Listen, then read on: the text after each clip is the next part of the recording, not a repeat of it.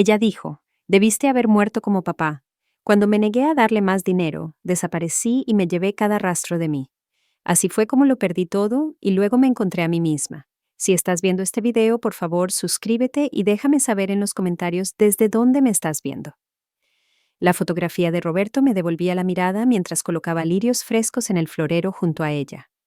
4 años desde que se fue, y aún así, algunos días la ausencia se sentía tan fresca como ayer. Recorrí el borde del marco plateado, recordando cómo se sentían sus manos en las mías. Cálidas, firmes, se habían ido. «Mamá, ¿te tomaste tu medicamento esta mañana?» La voz de Ámbar flotó desde la cocina, ese toque de impaciencia apenas disimulado bajo el velo de preocupación. «Sí, querida. No mencioné que yo había estado manejando mi propia medicación durante 40 años antes de que ella se autoproclamara mi cuidadora. Las pequeñas batallas ya no valían la pena. La observé a través del umbral mientras ella revisaba mi correo, ordenando las facturas en pilas ordenadas. Mi hija menor, mi bebé milagro, nacida cuando tenía 37 años después de años de tratamientos de fertilidad, ahora de 29, todavía viviendo en casa, todavía encontrándose a sí misma. Los chicos habían establecido sus vidas hace años. Tomás con su consultorio médico en Guadalajara, Miguel con sus proyectos de ingeniería en Monterrey, pero Ámbar permanecía perpetuamente en transición. «La factura del predial llegó hoy», mencionó casualmente, deslizando un sobre en su bolso. «Yo me encargo». «Me gustaría verla primero». Las palabras escaparon antes de que pudiera considerar su impacto. Su cabeza se alzó de golpe, los ojos entrecerrados. «¿Por qué? ¿Para que te preocupes? Ya tienes suficiente con que lidiar, mamá». El guión familiar, las mismas líneas que había usado durante la enfermedad de Roberto, cuando gradualmente tomó el control de nuestras cuentas. «Para nuestra protección», había afirmado, «para evitarnos preocupaciones durante la batalla de 18 meses de Roberto contra el cáncer de páncreas». «No soy una inválida, Ámbar. Que esté de luto no significa que no pueda manejar mis asuntos». Ella suspiró dramáticamente. Tomás llamó antes. Su demanda por negligencia sigue arrastrándose. Sonaba estresado. El cambio repentino de tema, otra táctica familiar. Los problemas legales de mi hijo mayor lo habían consumido durante casi 2 años, dejándole poco tiempo para asuntos familiares. Le había sugerido que nos visitara más a menudo, pero Ámbar siempre tenía razones por las que molestarlo solo aumentaría su carga. «Tal vez debería llamarle de vuelta», ofrecí, buscando mi teléfono. «Ya le dije que estabas descansando». Su tono se agudizó. «Mamá, estoy tratando de protegerte. Todos están ocupados con sus propias vidas. Soy la única que se quedó para cuidarte». La culpa. Siempre la culpa. Me tragué mi objeción y asentí. Más tarde, esa noche, mientras estábamos sentadas a la mesa del comedor, Ámbar mencionó casualmente que necesitaba dinero para un curso de fotografía en la Ciudad de México. El 5.º curso en 3 años, ninguno completado. ¿Has pensado en buscar un puesto más permanente?, sugerí cuidadosamente. ¿Algo que pudiera llevar a una carrera? Su tenedor sonó contra el plato. Los chicos siempre lo tuvieron todo. Tomás tenía ese departamento en Guadalajara durante su residencia. Miguel recibió ayuda con su enganche. Nunca creíste en mí. Miré a mi hija, de repente viendo algo a lo que había estado ciega durante años. Detrás de su indignación había algo calculado, algo frío. Por primera vez, desde la muerte de Roberto, me pregunté si realmente estaba viendo a mi hija o simplemente el papel que había perfeccionado. Mientras me ahogaba en el dolor, el número del banco parpadeando en la pantalla de mi teléfono fue inesperado. Contesté con temor, mis manos de repente sudorosas. «Señora Martínez, soy Diana Flores de Bancomer. Tenemos una situación que requiere su atención inmediata». Mi corazón dio un brinco. «¿Qué pasó?» Ha habido un intento de aumentar su límite de crédito sustancialmente. Nuestro sistema de protección para personas mayores lo detectó. Necesitamos su verificación personal». Me desplomé en la silla de la cocina. Nunca solicité ningún aumento. Lo sospeché. La voz de Diana se suavizó. «Señora Martínez, ¿podría venir a la sucursal hoy? Hay algunos asuntos que creo que deberíamos discutir en persona. 2 horas después, me senté frente a Diana en su oficina, mirando extractos de cuenta que nunca había visto. Transacción tras transacción, retiros, préstamos, tarjetas de crédito que nunca había solicitado. Todo esto está a mi nombre, susurré. Mi dedo temblaba mientras seguía la columna de números. Pero yo no autoricé nada de esto. La expresión de Diana era profesionalmente neutral, pero sus ojos mostraban simpatía. El cargo más reciente fue de $150,000 hace 3 días. ¿Le suena de algo? Negué con la cabeza, sintiendo un frío repentino a pesar de la cálida oficina. Señora Martínez, no quiero extralimitarme, pero... Ella dudó. ¿Alguien más tiene acceso a su información financiera? La pregunta quedó en el aire como una nube de tormenta. Conocía la respuesta, probablemente la había sabido durante meses, pero decirlo en voz alta lo haría real. Mi hija me ayuda con mis finanzas. Diana asintió, su expresión cuidadosa. Entiendo. Mi recomendación es no confrontar a nadie todavía. Primero, aseguremos sus cuentas. Luego, si se siente cómoda, deberíamos discutir los próximos pasos. Salí del banco con contraseñas temporales, una tarjeta de crédito bloqueada y un vacío en el pecho que ninguna medicación podía tocar. Conduje a la cafetería El Rincón, enviándole un mensaje de texto a Ámbar para que me encontrara allí. Los lugares públicos se sentían más seguros de alguna manera.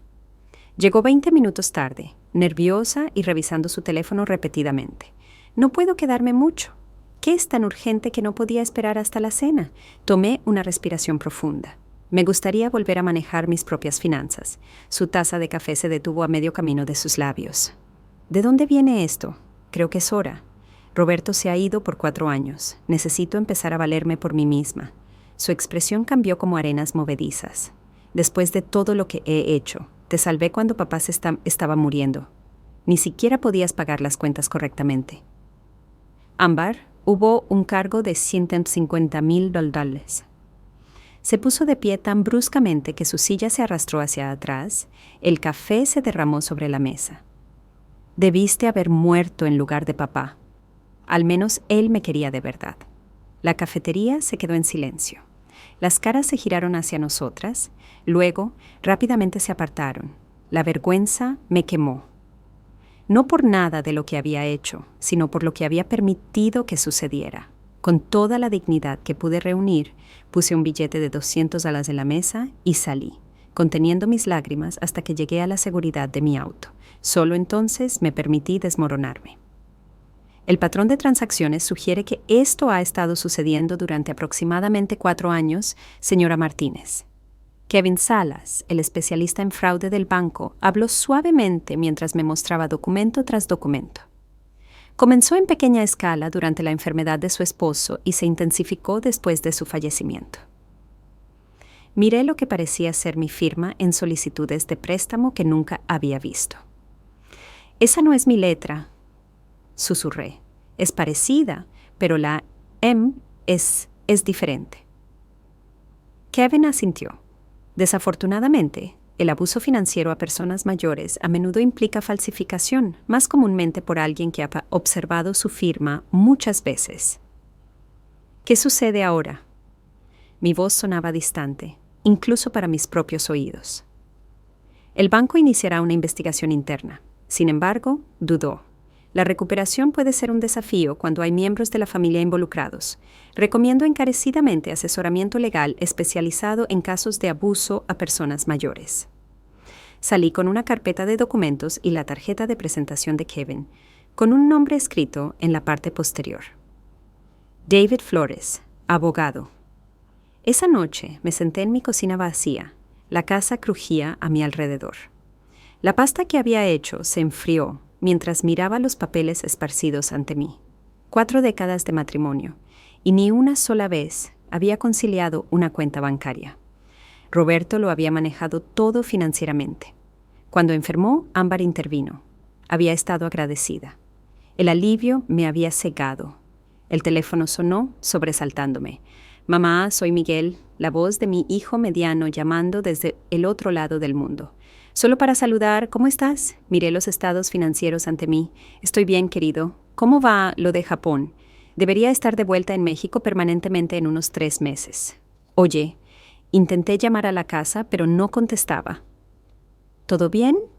Casi le conté todo entonces, las palabras empujando contra mis labios. ¿Pero qué lograría eso? Miguel estaba a miles de kilómetros de distancia, concentrado en terminar su proyecto. Tomás estaba luchando contra sus propios demonios con la demanda por negligencia. ¿Y Ámbar? Todo está bien, mentí. Solo estoy ocupada con actividades de la iglesia. Después de colgar, busqué mi laptop. Un regalo de Navidad de los niños que rara vez usaba. Abriendo un navegador, escribí: ¿Cómo identificar el abuso financiero a personas mayores? Los resultados me revolvieron el estómago. Todo lo descrito coincidía perfectamente con mi situación. Un sitio web sugería documentar todo, asegurar documentos importantes y buscar ayuda profesional de inmediato. Con manos temblorosas, busqué mi teléfono y llamé al número de la tarjeta de Kevin. «Oficina del licenciado Flores», contestó una mujer. «Mi nombre es Margarita Martínez», dije, mi voz más firme de lo que esperaba. «Necesito hablar con el licenciado Flores sobre abuso financiero a personas mayores. Creo que mi hija me ha estado robando durante años». Decir las palabras en voz alta abrió algo dentro de mí. Dolor, sí, pero también una extraña sensación de claridad. La verdad, por terrible que fuera, finalmente estaba a la luz. Y en ese momento me di cuenta de que no podía enfrentar esto sola. Mañana hablaría con el padre Juan, no para pedir orientación sobre el perdón, eso vendría después, sino para algo que necesitaba con más urgencia. Fuerza para enfrentar lo que se avecinaba. Soy Diana Reyes. La mujer frente a mí no me ofreció un apretón de manos, solo una tarjeta de presentación y contacto visual directo. El licenciado Flores dice que necesita un investigador financiero. Asentí, estudiándola. 50 y tantos años, traje sin adornos, cabello recogido con severidad. Sin joyas, excepto pequeños pendientes de oro. Nada en ella invitaba a una conversación casual. Exactamente lo que necesitaba. ¿Puede averiguar qué pasó con mi dinero?, le pregunté claramente. Si hay un rastro documental, sí, abrió un cuaderno. Pero necesito total honestidad de su parte, señora Martínez, sin proteger a nadie, sin excusas. Me encogí, pero asentí. Bien, primera regla, no confronte a su hija, no cambie su comportamiento, actúe normal. ¿Cómo podría? Debe, interrumpió Diana. En el momento en que sospeche una investigación, la evidencia desaparecerá. Los registros bancarios pueden ser citados, pero si está usando efectivo o transferencias a terceros, necesitamos atraparlos en tiempo real. Durante las siguientes semanas viví una doble vida. En la superficie, Margarita Martínez, viuda, madre, voluntaria de la iglesia. Debajo, una mujer trabajando con un equipo creciente de profesionales para documentar una traición tan completa que me dejaba sin aliento. Observaba a Ámbar revisar mi correo, tomando todo lo financiero. Noté cómo pedía casualmente mi teléfono cuando llegaba un mensaje de texto del banco. La observé fotografiando subrepticiamente documentos en mi escritorio. Cada descubrimiento fue documentado meticulosamente por Diana, quien me exigió llevar un registro diario de cada interacción. David Flores preparó documentos legales que nunca imaginé necesitar. Revocaciones de poder, órdenes de cese y desista, denuncias civiles. El día que Diana me llamó a su oficina, su expresión era más sombría de lo habitual. «Encontramos el dinero del seguro de vida», dijo sin preámbulos, deslizando una carpeta sobre su escritorio. La póliza de Roberto, $4,500,000, que se suponía se dividiría entre nuestros 3 hijos. Había asumido que el albacea lo había manejado. «Registros de propiedad», explicó Diana mientras abría la carpeta. Su hija compró un departamento en Polanco por $8,500,000 hace 3 años. El enganche fue exactamente de $1,500,000, un tercio de la póliza de su esposo. «Pero ella vive conmigo», susurré. Dijo que no podía pagar su propio lugar. «Está rentado. $42,000 de ingreso mensual que se deposita en una cuenta que usted no conoce. Mis manos comenzaron a temblar. Ella me dijo que estaba pasando por dificultades financieras. Mi voz se quebró. Me pidió dinero la semana pasada para gastos básicos. La expresión de Diana se suavizó marginalmente. Señora Martínez, tenemos suficiente. Es hora de involucrar a sus hijos. Ellos tienen sus propios problemas. Tomás con su demanda. Miguel en el extranjero. Su hija ha robado aproximadamente $1,800,000 más allá del dinero del seguro. Su casa ha sido rehipotecada sin su conocimiento. Su crédito está seriamente comprometido. Sus ojos se encontraron con los míos directamente. Esto ya no es algo que pueda manejar sola.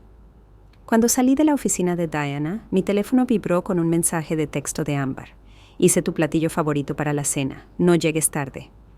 La crueldad casual de eso, la pretensión de preocuparse mientras sistemáticamente destruía mi futuro, me hizo apretar el volante hasta que mis nudillos se pusieron blancos. Por primera vez, desde que esto comenzó, lo que sentí no fue dolor ni traición, fue rabia. Tiene varias opciones, explicó David Flores. Su oficina olía a cuero y limpiador de limón, cada una con diferentes implicaciones. Me senté más erguida, consciente de mi postura. La Margarita Martínez, que había entrado en su oficina hace 6 semanas, había estado encorvada por la vergüenza. Hoy me sentía diferente, todavía no más fuerte, pero ya no disminuida. Los cargos penales probablemente resultarán en tiempo en la cárcel, continuó David. Una acción civil podría recuperar activos, pero toma más tiempo. La intervención familiar con supervisión legal es más rápida, pero requiere su cooperación.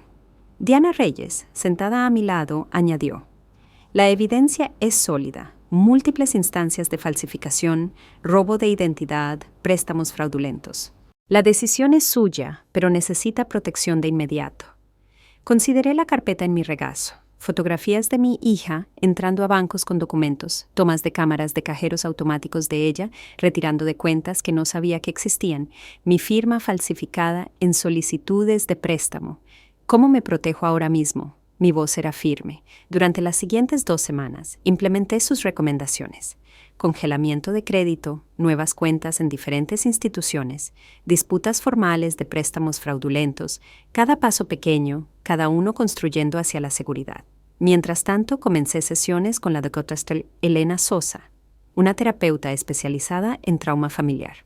¿Cuándo notó por primera vez un comportamiento preocupante de Ámbar? Preguntó durante nuestra segunda sesión. Recordé, tomaba dinero de mi bolso cuando era adolescente, pequeñas cantidades al principio. Cuando la confrontábamos, siempre había una explicación dramática. ¿Cómo respondió su esposo? Un recuerdo surgió. Roberto escribiendo un cheque al dueño de una tienda local después de que Ámbar, de 16 años, fuera sorprendida robando. Manejemos esto en privado, había insistido. No hay necesidad de registros que puedan dañar su futuro. Él la protegió, admití. Ambos lo hicimos. Cuando ella batalló en la universidad, abandonando después de cambiar repetidamente de carrera, lo llamamos encontrarse a sí misma. Cuando no podía mantener trabajos, culpábamos a jefes difíciles. Y después del diagnóstico de su esposo, pareció transformarse de la noche a la mañana. De repente responsable, manejando papeleo, lidiando con seguros. Estaba tan agradecida. Me retorcí el anillo de bodas. Pensé que finalmente había madurado. La doctora Sosa se inclinó hacia adelante. Margarita ha mencionado sentir vergüenza varias veces. Me gustaría abordar eso. ¿No debería? Fui ciega a lo que estaba sucediendo. Estaba de luto por su esposo mientras lo apoyaba durante una enfermedad terminal. Luego navegando la viudez. Estos son eventos abrumadores de la vida que los depredadores, incluso los miembros de la familia, explotan. ¿Depredador? La palabra se me atascó en la garganta. ¿Está hablando de mi hija? Sí, dijo suavemente.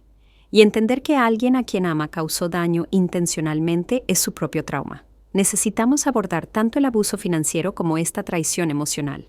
Más tarde, esa noche, nadando en la alberca comunitaria, mi primer ejercicio en años, consideré las palabras de la doctora Sosa.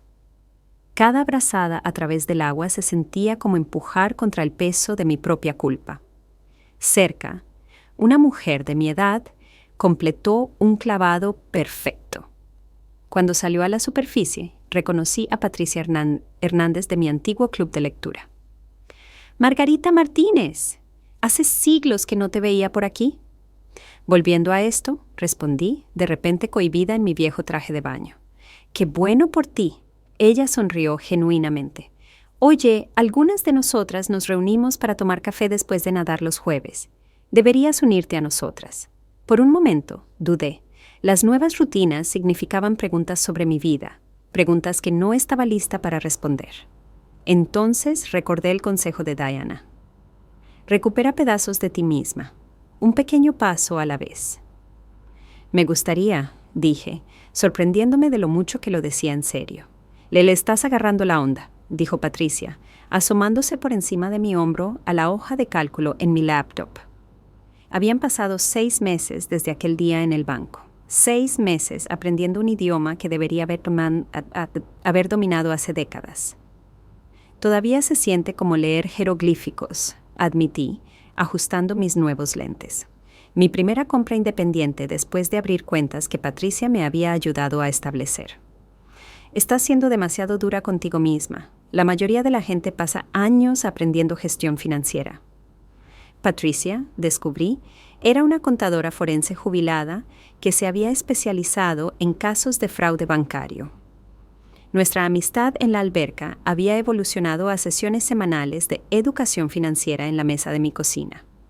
Mi cocina, en mi nuevo departamento, más pequeño que la casa que había compartido con Roberto, pero completamente mío. La venta de nuestra casa familiar había sido necesaria después de descubrir la magnitud de la rehipoteca que Ámbar había arreglado sin mi conocimiento. La pérdida todavía dolía, pero menos intensamente ahora. Mi teléfono vibró. «Tomás, mamá, el vuelo de Miguel llega mañana, temprano. Conduciremos juntos a la mañana siguiente para la reunión. ¿Cómo te estás manteniendo?» «Estoy preparada», respondí con sinceridad. Después de meses de investigación, documentación y preparación, mañana sería la primera vez que mis 3 hijos estarían en la misma habitación desde el funeral de Roberto. La primera vez que confrontaría a Ámbar con la presencia de mis hijos. «Estaremos allí a las 10. Te quiero, mamá». Después de colgar, me vi reflejada en la ventana. Mi cabello, ahora blanco plateado, sin el tinte rojizo que Ámbar había insistido que me quitaba años, estaba cortado en un práctico corte bob en lugar del estilo de matrona que había usado durante décadas. La sonrisa nerviosa y la postura de disculpa se habían ido, reemplazadas por algo más tranquilo pero más seguro. Patricia recogió sus cosas. «Gran día mañana. Descansa». «Gracias», le dije, acompañándola a la puerta, «por todo». «No me des las gracias todavía. Mañana será difícil. Las confrontaciones familiares siempre lo son». Después de que se fue, me senté en mi pequeño balcón viendo el atardecer. El jardín comunitario de abajo zumbaba con la actividad del atardecer. Parejas mayores cuidando vegetales. Niños ayudando a los abuelos a regar flores. Mi teléfono volvió a vibrar. Ámbar. «Mamá, necesito cancelar la cena de mañana. Surgió algo con unos amigos. Otro día. La mentira casual». No tenía idea de que yo sabía sobre la reunión de mañana, orquestada a través del abogado de la familia como una discusión sobre planificación patrimonial. Torció algo dentro de mí. «Está bien, querida», respondí. El guión familiar todavía era fácil después de meses de pretender. «Cuídate». Dejé el teléfono, recordando las palabras de la doctora Sosa de nuestra sesión de esa mañana. «Mañana se sentirá como un final», había dicho. «Pero en realidad es un comienzo, el inicio de la verdad en tu sistema familiar». No estaba segura de si Tomás y Miguel estaban listos para esa verdad. Nuestras pocas y cuidadosas conversaciones habían revelado su propia ceguera sobre su hermana. Tomás la desestimaba como simplemente irresponsable. Miguel ponía excusas sobre ella, encontrando su camino. Mañana lo cambiaría todo para todos nosotros. La cuidadosa documentación, los preparativos legales, la evidencia financiera, todo se volvería real de maneras que no podían ser ignoradas o explicadas. Al caer la noche, me moví adentro, deteniéndome en el pequeño escritorio donde guardaba la fotografía de Roberto. Ojalá estuvieras aquí, susurré, tocando el marco, pero creo que estarías orgulloso de mí ahora. Por primera vez, creí que esas palabras podrían ser realmente ciertas. Miguel llegó primero. Ojeras debajo de sus ojos delataban su jet lag. Mi hijo mediano, siempre el pacificador, me abrazó fuertemente. «Te ves diferente, mamá», dijo, estudiándome. «Quiero decir, de buena manera». «La vida nos cambia», respondí, sirviéndole café en mi pequeña cocina. «¿Cómo se siente estar de vuelta en México permanentemente?» «Adaptación. El equipo de Tokio todavía llama a las 3:30 am». Tomó un sorbo de su café, mirando alrededor de mi nuevo departamento. «Este lugar te sienta bien, aunque todavía estoy confundido de por qué vendiste la casa tan de repente». Antes de que pudiera responder, un golpe seco anunció la llegada de Tomás. Mi hijo mayor entró con su característica zancada decidida, maletín en mano, sus ojos rápidamente escaneando mi sala. «Achicarte fue inteligente», dijo después de breves abrazos. «Esa casa requería demasiado mantenimiento». Siempre él el práctico, haciendo evaluaciones, encontrando soluciones.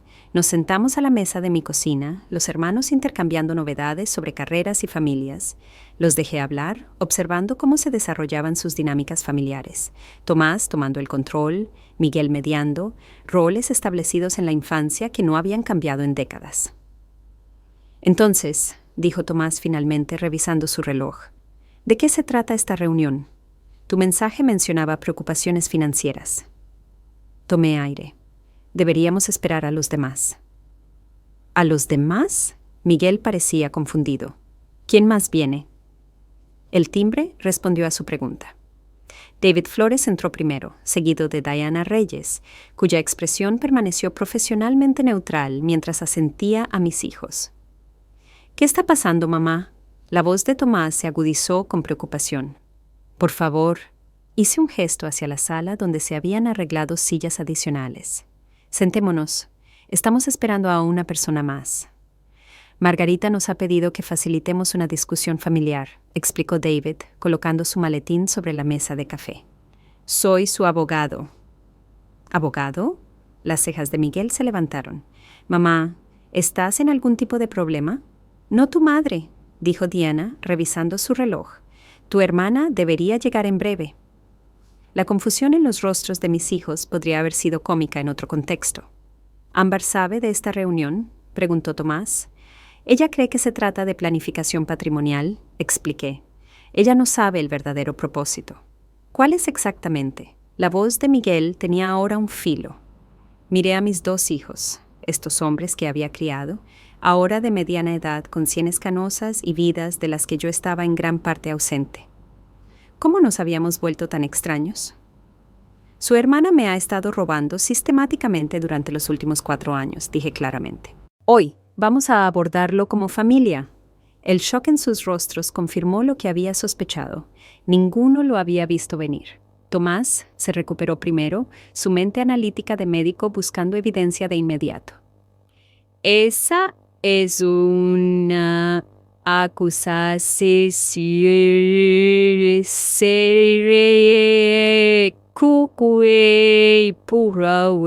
paz». Un golpe en la puerta lo interrumpió. Diana se movió para abrir, regresando con Ámbar, cuya sonrisa vaciló al ver al grupo reunido. «¿Qué está pasando?». Sus ojos se movieron rápidamente entre sus hermanos. Pensé que esto era sobre el testamento de mamá. «Por favor, siéntate, Ámbar», dijo David, su tono formal de sala de tribunal. «Tenemos asuntos que discutir con respecto a las finanzas de su madre». Observé su rostro cuidadosamente, el destello de pánico rápidamente enmascarado por la indignación, el ligero paso hacia atrás, el reflejo de buscar su bolso. «No entiendo», dijo, su voz subiendo ligeramente. «Mamá, ¿qué es esto?». Antes de que pudiera hablar, David abrió su maletín, sacando una gruesa carpeta. «Tengo aquí documentación de aproximadamente 4 años de transacciones financieras realizadas a nombre de Margarita Martínez, sin su conocimiento o consentimiento». El rostro de Ámbar se drenó de color mientras David colocaba metódicamente extractos bancarios, documentos de préstamo, registros de propiedad, cada uno un clavo en el ataúd de su engaño. Tomás se levantó abruptamente. ¿Es esto cierto? ¿Le has estado robando a mamá? Y así comenzó. Esto es ridículo. La voz de Ámbar se elevó a un tono que reconocí, el mismo que usaba cuando la pillaban robando a los 16. Mamá obviamente no entiende lo que está diciendo. Últimamente ha estado confundida. La cara de Tomás se endureció. La evidencia me parece bastante clara. ¿Qué evidencia? ¿Unos papeles? Mamá me pidió que manejara sus finanzas. No pudo manejarse después de que papá murió. Ámbar se volvió hacia mí, los ojos muy abiertos. Diles, mamá, diles cómo pediste mi ayuda. Mantuve la mirada de mi hija con firmeza. Te pedí que me ayudaras con los pagos de las facturas durante la enfermedad de tu padre. Nunca autoricé préstamos, tarjetas de crédito o la rehipoteca de nuestra casa. ¿Nuestra casa? Esa casa nos pertenecía a todos. La estrategia de Ámbar cambió instantáneamente. Yo también crecí allí. Me quedé mientras ellos se iban. Hizo un gesto salvaje hacia sus hermanos. Miguel, siempre el mediador, dio un paso adelante. Ámbar, si ha habido un malentendido... No hay malentendido, interrumpió Diana, abriendo su laptop. Tenemos videos de cámaras de banco, patrones documentados de falsificación y testimonio de instituciones financieras. Giró la pantalla, mostrando imágenes de Ámbar en un cajero automático, luego en el mostrador de un banco presentando documentos. La fecha y hora mostraban una fecha de 6 meses atrás. ¿Y qué?, desafió Ámbar. Estaba manejando la banca de mamá. Ella lo sabía. David sacó otro documento de su carpeta. Esto es un análisis forense de la escritura de la firma de Margarita comparada con las firmas en los documentos de préstamo. Fueron falsificadas. Tomás se acercó. Su formación médica lo atraía a la evidencia. Estos puntos de comparación son concluyentes, murmuró, examinando el documento. Levantó la vista hacia Ámbar. La incredulidad se endurecía en certeza. Falsificaste la firma de mamá repetidamente. No entienden lo que ha sido. La voz de Ámbar se quebró. Atrapada aquí mientras ustedes dos construían sus vidas perfectas. ¿Quién cuidó de mamá y papá? ¿Quién estuvo aquí todos los días durante sus tratamientos de cáncer? Yo. ¿Así que eso justifica el robo?, demandó Tomás. No fue robo, fue una compensación justa por todo lo que sacrifiqué. Miguel se sentó pesadamente, pasándose las manos por el cabello. El dinero del seguro, Ámbar. ¿También fue una compensación justa? ¿Qué dinero del seguro?, preguntó demasiado rápido, sus ojos desviándose. Diana mostró registros de propiedad en su laptop. El departamento de Polanco comprado con los ingresos de la póliza de seguro de vida de Roberto Martínez. Póliza que, según su testamento, se dividiría a partes iguales entre sus 3 hijos. Lo necesitaba más que ellos, gritó Ámbar, señalando a sus hermanos. Tomás gana dinero de cirujano. Miguel tiene esa elegante carrera internacional. ¿Qué hay de mí? Observé la actuación de mi hija, las lágrimas, las acusaciones, la ira justiciera. ¿Cuántas veces había visto esta misma demostración cuando se enfrentaba a las consecuencias? ¿Cuántas veces Roberto y yo nos habíamos retirado creyendo que su angustia era castigo suficiente? Ámbar, dije en voz baja, interrumpiendo su creciente diatriba. Esto se detiene ahora. Se congeló a mitad de la frase, no acostumbrada a este tono de mi parte. «Me robaste», continué, mi voz firme. «Traicionaste mi confianza mientras yo estaba de luto. Falsificaste mi firma. Tomaste la herencia de tus hermanos. Estos son crímenes, no malentendidos». «Mamá», comenzó, pero levanté la mano. «No he terminado. Durante meses he documentado todo, trabajando con expertos legales y financieros. Hoy tienes una elección que hacer». David describió las opciones. Cargos penales, que probablemente resultarían en tiempo de prisión, o un acuerdo de pago estrictamente supervisado con supervisión legal. El rostro de Ámbar se contorsionó de rabia. ¿Enviarías a tu propia hija a prisión? Después de todo lo que he hecho por esta familia, no creé esta situación, respondí, encontrando una fuerza que no sabía que poseía. Tú lo hiciste. Cada firma falsificada, cada peso robado, cada mentira. Se volvió hacia sus hermanos buscando una alianza. ¿Ambos van a dejar que me haga esto? Tomás se puso rígido, con los brazos cruzados. Robaste nuestra herencia, Ámbar. Robaste a nuestra madre. ¿Qué esperas exactamente que digamos? Miguel, siempre más suave, parecía dividido. Ámbar, si cooperas, ¿Enmendar? Escupió la palabra. Soy la única que se sacrificó por esta familia. Merezco ese dinero. En ese momento, observando a mi hija menor revelar quién era realmente, sentí una extraña sensación de claridad. La niebla de la culpa y la obligación maternal se disipó, revelando la simple verdad. El amor no podía sanar lo que Ámbar se negaba a reconocer que estaba roto. Tienes 24 horas para decidir, dije, levantándome de mi silla. Cargos penales o reembolso supervisado. Tu elección. Su expresión cambió de rabia a incredulidad. No puedes hablar en serio. Nunca he hablado más en serio en mi vida. Ella firmó el acuerdo, me informó David, cerrando su portafolio de cuero, a regañadientes pero legalmente vinculante. Habían pasado 2 días desde la confrontación, 2 días de silencio de Ámbar después de su salida llorosa de mi departamento. Tomás la escoltó mientras Miguel se sentaba en mi sofá, en estado de shock. ¿Qué pasa ahora?, pregunté, aceptando la copia que David me entregó. El departamento saldrá al mercado de inmediato. Las ganancias se dividirán según el testamento de su esposo. El calendario de pagos para otros fondos comienza el próximo mes, supervisado por el tribunal durante 5 años. Diana, uniéndose a nosotros por videollamada, añadió: hemos iniciado disputas con las instituciones financieras. Algunas ya han acordado un perdón parcial basado en la evidencia de fraude.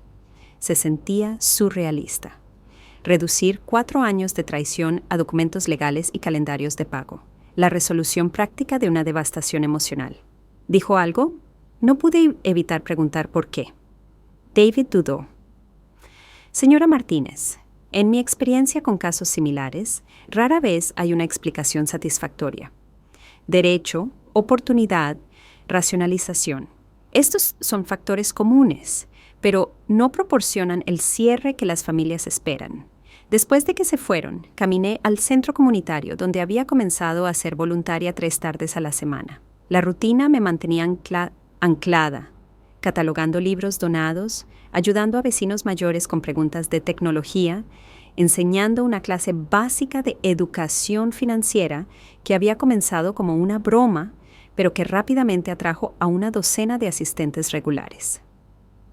«Margarita», Patricia me saludó desde el mostrador de recepción. «¿Tienes visitas?» Tomás y Miguel estaban torpemente parados en el vestíbulo, ambos con aspecto agotado. No habíamos hablado desde que se fueron de mi departamento después de la confrontación. «Vamos por un café», sugerí, guiándolos a la pequeña cafetería del centro. Una vez sentados, Tomás habló primero. «Nos reunimos con Ámbar y su abogada esta mañana». Asentí, esperando. «Ella no se arrepiente», dijo Miguel cuidadosamente. «Todavía cree que tenía derecho al dinero». Lo sé. El conocimiento dolía, pero ya no me sorprendía. «Mamá, te debo una disculpa», dijo Tomás de repente. «Debería haber estado más presente después de que papá murió. Dejé que mis propios problemas se convirtieran en una excusa. Ambos lo hicimos», añadió Miguel. «Vimos lo que queríamos ver con Ámbar. Era más fácil que reconocer la verdad. Estudié a mis hijos, uno preciso y decidido, el otro diplomático y pacificador. Ambos cargando con su propia culpa ahora. Todos nos fallamos de diferentes maneras», dije finalmente, «pero eso es pasado. Lo que importa es lo que hacemos ahora». Tomás se enderezó, siempre el solucionador de problemas. Hemos estado discutiendo opciones. La disputa con la segunda hipoteca podría tardar meses en resolverse. Mientras tanto, podemos ayudar con... «Aprecio eso», lo interrumpí suavemente, «pero me estoy manejando». Intercambiaron miradas, claramente sorprendidos. «¿En serio?», continué. «Mis gastos son mínimos ahora. El departamento es asequible. Estoy recibiendo mi pensión y el fondo de la iglesia del servicio de su padre ha ayudado con los honorarios legales». «Pero el dinero que Ámbar tomó», comenzó Miguel, «se abordará a través del sistema legal», terminé. «Mientras tanto estoy reconstruyendo mi vida. No la que tenía, sino quizás la que necesito ahora». Les conté sobre mi trabajo voluntario, mi rutina de natación, las clases de finanzas con Patricia, los nuevos amigos que había hecho. Con cada ejemplo, sus expresiones cambiaron de preocupación a algo parecido a asombro. «Mamá», dijo Tomás finalmente, «eres diferente». Sí, estuve de acuerdo simplemente. Lo soy. Al despedirnos, intercambiamos promesas de visitas más regulares. Sentí un peso levantarse, no el dolor de la traición de Ámbar, que persistiría, sino la carga de ser definida únicamente como una víctima de ello. Caminando a casa, noté un letrero de «Se busca personal» en la ventana de la librería El Lector. Por impulso, entré. «Buenas tardes». La mujer de cabello gris detrás del mostrador me saludó. «¿Puedo ayudarla a encontrar algo?» En realidad, dije, sorprendiéndome, estoy interesada en el puesto anunciado. Me examinó con aprecio. ¿Experiencia? 40 años como lectora, 6 meses catalogando en el centro comunitario, toda una vida recomendando libros a lectores reacios. Sonreí. Y soy extremadamente confiable. Solo medio tiempo, advirtió. 15 horas a la semana, principalmente por las tardes. Perfecto, respondí. Al salir con un formulario de solicitud, mi teléfono vibró con un mensaje de texto de Ámbar. Esto no ha terminado. Te arrepentirás de lo que has hecho. Miré el mensaje, sintiendo el familiar retorcimiento de dolor, pero también algo más, una certeza que no había existido antes. Borré el mensaje sin responder y seguí caminando, con la cabeza en alto. «Señora Martínez, su cita de las 9 ya llegó», llamó Julieta, la asistente universitaria de la librería. Habían pasado 8 meses desde que empecé a trabajar en El Lector 3 tardes a la semana. Lo que comenzó como una distracción se había convertido en una fuente de alegría inesperada. «Hágalos pasar», grité, arreglando las sillas en nuestro pequeño rincón de lectura. El club de lectura, Clásicos para el Café, había sido mi sugerencia a Elena del Río, la dueña de la librería, ahora con 12 miembros. Traía negocios constantes y llenaba las mañanas de los jueves con animadas discusiones. Antes de que llegara el grupo, revisé mi teléfono. Un mensaje de texto de Tomás. El tribunal aprobó los términos del acuerdo final. Ámbar tiene 30 días para comenzar los pagos. Casi un año había pasado desde la confrontación.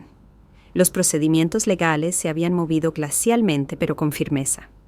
El departamento de Polanco finalmente se había vendido después de 9 meses en el mercado con pérdidas, pero suficiente para proporcionar a Tomás y Miguel sus partes del seguro de Roberto.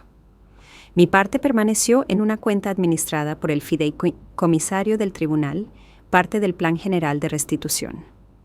La campanilla de la librería sonó mientras mi grupo entraba, la mayoría jubilados con 2 maestros de secundaria que ajustaban sus horarios para asistir. Hoy estábamos discutiendo Middlemarch, la exploración de George Eliot de la vida provincial y la ambición frustrada. «Margarita, hoy estás radiante», observó Elena, una profesora de inglés jubilada. «Buenas noticias», sonreí, distribuyendo tazas de café, avanzando en una situación difícil. Conocían fragmentos de mi historia, no los detalles, pero lo suficiente para entender que había enfrentado una traición significativa y dificultades financieras. Su apoyo silencioso había sido otro regalo inesperado de este nuevo capítulo. Después de la discusión, mientras acomodaba los libros devueltos, Elena se acercó. «Ese programa de alcance comunitario que sugeriste realmente está despegando. 3 centros para personas mayores han solicitado talleres». El programa que ofrecía educación financiera básica a personas mayores había comenzado pequeño con solo Patricia y yo, visitando la comunidad de jubilados local. Ahora teníamos 5 instructores voluntarios, incluyendo un banquero jubilado y un ex profesor de economía. Bancomer volvió a llamar, continuó Elena. Quieren patrocinar el programa formalmente, proporcionar materiales, incluso un pequeño estipendio para los instructores. Casi se me cae el libro que tenía en la mano. Eso es obra de Diana Flores, tu ángel guardián en el banco, probablemente.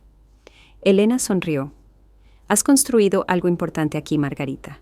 Algo que ayudará a otros a evitar lo que te pasó a ti. Esa noche, caminando a casa por el parque, me detuve en el estanque de patos. Hace un año no podría haber imaginado esta vida.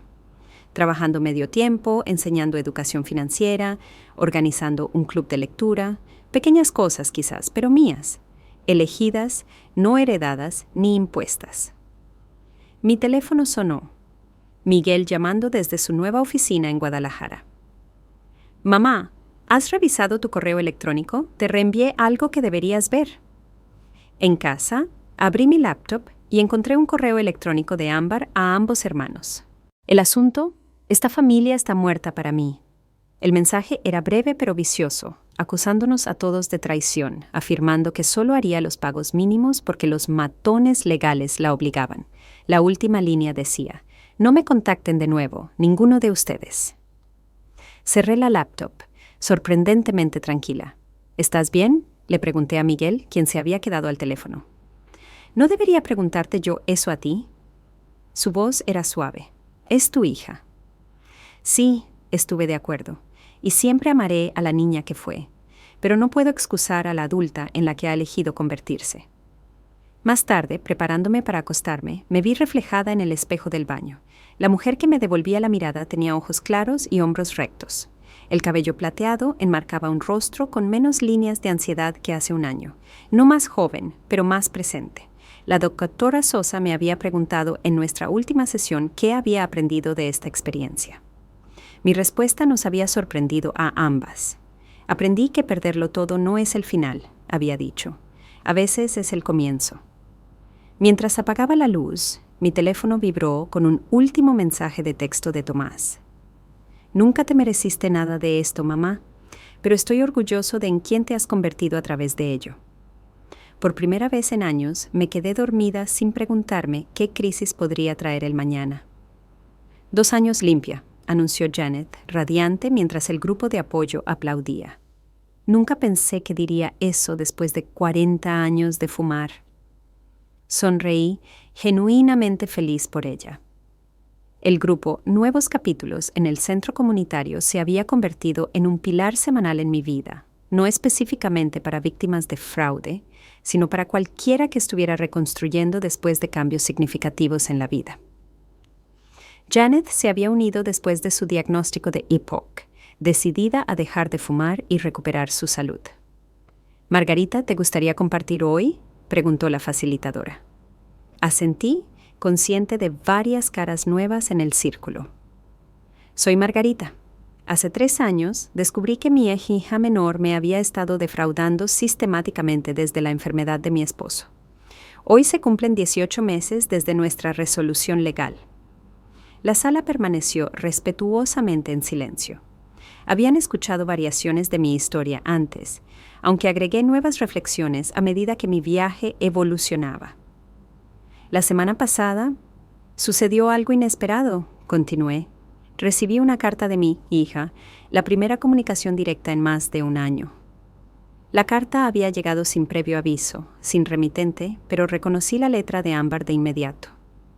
No se disculpó explícitamente, expliqué al grupo, pero mencionó que está trabajando de manera constante por primera vez, manejando sus propias finanzas. Su terapeuta sugirió un eventual contacto mediado si alguna vez estoy abierta a ello. ¿Cómo te hizo sentir eso?, preguntó la facilitadora. Consideré cuidadosamente. Cauta, la carta mostró algún pequeño progreso, reconoció sus acciones sin asumir la responsabilidad total, pero no había demandas ni tácticas de manipulación. Eso es nuevo. ¿Responderás?, preguntó alguien. Ya lo hice. Acusé recibo y dije que necesito más tiempo y evidencia de un cambio sostenido antes de considerar cualquier contacto. Sonreí ligeramente. Hace 3 años no habría podido establecer ese límite. Me habría apresurado a perdonar, a arreglar, a restaurar lo que estaba roto sin importar el costo para mí misma. Después de la reunión, caminé hasta el parque costero que se había convertido en mi lugar para pensar. La pequeña comunidad costera que ahora llamaba hogar ofrecía una paz que no sabía que era posible. Mi modesta cabaña de alquiler rodeada de lavanda y romero se encontraba a 4 cuadras de esta playa. Tomás y Miguel me visitaban regularmente ahora. Tomás mensualmente desde Guadalajara, Miguel con más frecuencia desde que aceptó un puesto en una universidad cercana. Nuestras relaciones habían evolucionado, volviéndose más honestas, menos definidas por viejos roles familiares. Mi teléfono vibró. Un mensaje de texto de Patricia. Conferencia con el banco en 30 minutos, no olvides. Nuestro programa de educación financiera se había expandido más allá de las expectativas.